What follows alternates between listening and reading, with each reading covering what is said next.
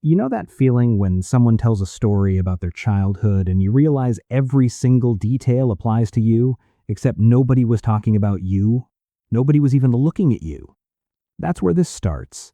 Because if you grew up Gen X and you were the middle kid, you already know what it feels like to be standing right there in the room and somehow still be invisible. I'm Frank, and we need to talk about this. Not invisible in a tragic way. You weren't locked in a closet. You had food, you had a bed, and your parents probably remembered your birthday. Probably. But there was something going on in that house that shaped the way you move through the world right now. The way you handled conflict, the way you pick your friends, the way you show up at work, and the way you still flinch a little when someone actually asks for your opinion. A study that came out of the proceedings of the National Academy of Sciences looked at data from over 700,000 people and found that middle children scored highest on honesty, humility, and agreeableness compared to oldest, youngest, and only children. Not by a little bit, consistently, across the board. Now, if you're a middle kid, you just heard that and thought, yeah, obviously. And then you didn't say it out loud, because that's part of the whole thing. Let's go back to the house you grew up in, because this is where everything got wired. Your older sibling was the experiment. Your parents tried everything on that kid first. They read the books for that one. They freaked out about every fever. They documented every milestone. By the time you came along, they had a system. And by system, I mean they relaxed. A lot. You walked at 14 months and nobody wrote it down. You said your first word and the response was, "Oh, that's nice. Can you hand me the remote?" Then the youngest showed up. And that kid got something you never got, which was the full attention of two parents who already knew what they were doing and now had the emotional bandwidth to enjoy it. The baby got the soft landing. You got the shrug. And here's what that did to you. It taught you, very early, that attention wasn't guaranteed. It wasn't a birthright. If you wanted somebody to notice you, you had to earn it. Or, and this is the move most middle kids made, you stopped needing it. A study published in the TCNJ Journal of Student Scholarship found that middle children were significantly more invested in friendships than in family relationships. They weren't running away from their families. They were building something outside the house that the house wasn't giving them. They were looking for people who would actually look back. Think about your friendships growing up. If you were the middle kid, your best friend probably meant more to you than most adults realized. That wasn't just someone to ride bikes with. That was your person. That was the one who asked how your day went and actually waited for the answer. A lot of middle children built their entire emotional support system outside the front door before they were 12. I've been working on something on the side, a book called Psychology of Gen X. It covers a lot of the things I couldn't fit into a single video, like how your parents' generation wired you for certain habits and what those habits look like now. It's in the description if you want to check it out. And this is where school comes in. At school, you were probably not the loudest kid and not the quietest. You were the one who could sit next to anybody at lunch and make it work. You could talk to the popular kids without trying to be one. You could hang with the weird kids without feeling weird. You had this ability to float between groups because you'd been doing it your whole life. At home, you were constantly reading the room, figuring out who needed what and adjusting. That's a skill. You just didn't know it had a name. Researchers call it social flexibility. Some call it adaptability. Your parents called it easy, as in, oh, she's the easy one. And you heard that and you thought it was a compliment. It wasn't. It was a label that meant they didn't have to worry about you because you never gave them a reason to. You handled your own problems. You figured it out. And that became the story of your life. In school, this played out in ways you probably didn't notice at the time. You might have been a solid B student while your older sibling was getting the A's and the pressure that came with them. Research from the TCNJ study found that middle-born children often demonstrated lower school performance than firstborns, not because they were less capable, but because the firstborn had already claimed the academic spotlight. So you found a different lane. Maybe it was sports, maybe it was art, maybe you were the funniest kid in class. Whatever it was, you carved out space that your siblings hadn't already claimed. This is what psychologists call de-identification. You looked at what your older sibling was doing and you went the other direction, not out of spite, out of survival. If the stage was already taken, you built a new one in the backyard. And that same instinct, find your own lane, don't compete where you can't win, build something from nothing, followed you into adulthood. A lot of Gen X middle children ended up in careers that had nothing to do with what their families expected. They became entrepreneurs, creatives, negotiators, the person in the office who somehow gets two departments to stop fighting and actually finish the project. According to research by Salmon and Schumann, middle-born adults are more likely to pursue careers motivated by personal fulfillment and justice than by money or status. That tracks.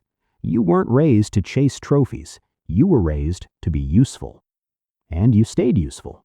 A lot of you have been in the comments sharing stories about your childhood, your parents, stuff you never connected until now. That's actually what made me sit down and write a book about it. Psychology of Gen X. It's in the description. But let's not skip over the cost of all this, because there is one. There's a reason only about 10% of middle children in one study said they felt close to their parents.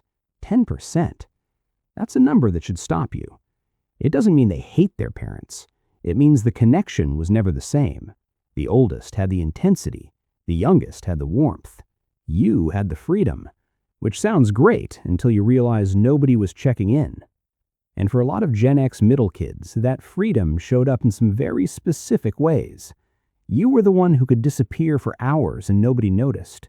You'd be at a friend's house, or riding your bike 3 neighborhoods over, or sitting in your room reading, and the house kept moving without you. That independence everybody talks about, it didn't always feel like independence. Sometimes it just felt like nobody was looking. The 1998 survey on birth order confirmed something middle kids already knew. When asked who they would turn to in a stressful situation, middle children were the least likely to name their parents. They were also the least likely to say their mother was the person they felt closest to. That's not rebellion. That's just honest math. You went where the love was, and sometimes it wasn't at the dinner table. Now take that and layer on the Gen X piece. You grew up at a time when families were big enough to have a middle. In the 1970s, 40% of mothers had 4 or more kids. The average family had around 3.5 people in it. That means a lot of houses had 3, 4, 5 kids running around, and somebody was always in the middle. You weren't unusual, you were just unnoticed. But the world you grew up in was also one where parents were figuring out their own lives in real time. Your mom might have been going back to work for the first time. Your dad might have been dealing with a recession that nobody talked about at the dinner table. The adults in your house were busy, overwhelmed, and often distracted. And if you were the kid who didn't need much, they let you not need much. They took you at your word when you said you were fine, and you kept saying it for decades. I wrote something I've been meaning to write for a while. A short book called Psychology of Gen X. It traces the things you do today back to the rooms and the people that built those habits into you. If that sounds interesting, links in the description. That's the thing about middle children and Gen X. The generation already had this reputation for being self-reliant, detached, a little skeptical of institutions and authority. Now imagine being the middle kid inside that generation.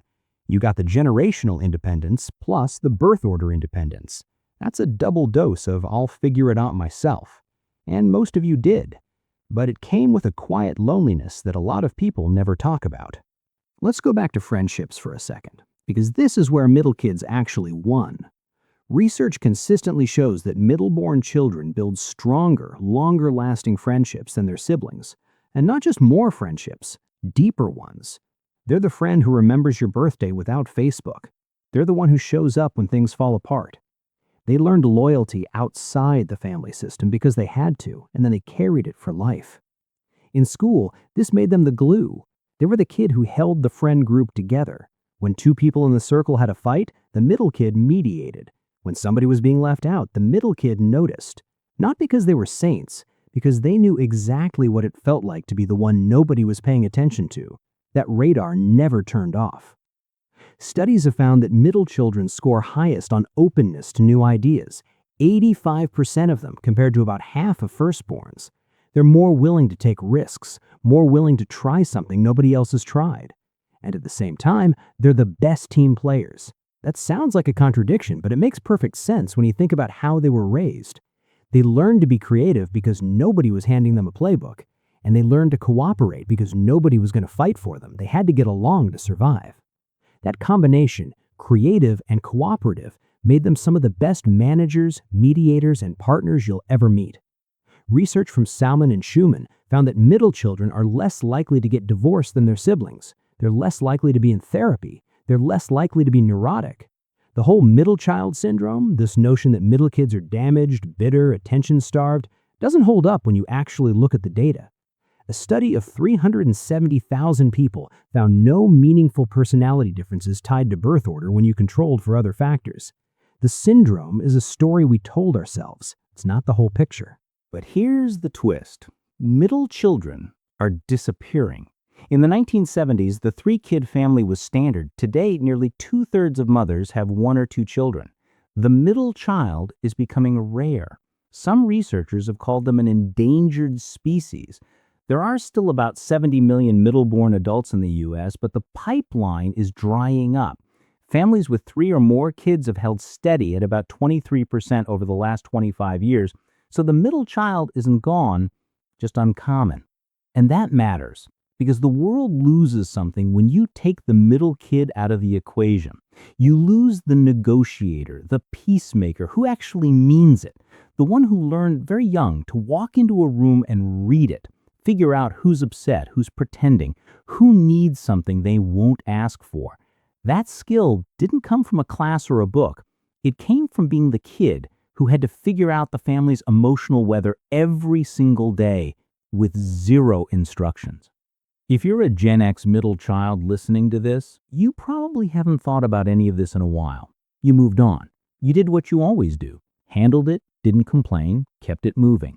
But somewhere in there, you built an entire personality around being the one who doesn't need anything. And the truth is, you needed plenty. You just stopped asking. That 10-year-old who figured out that attention goes to the loudest and the smallest, that kid made a decision. Not consciously, not dramatically, just a quiet shift. I'll take care of myself. And then you spent the next 40 years proving you could.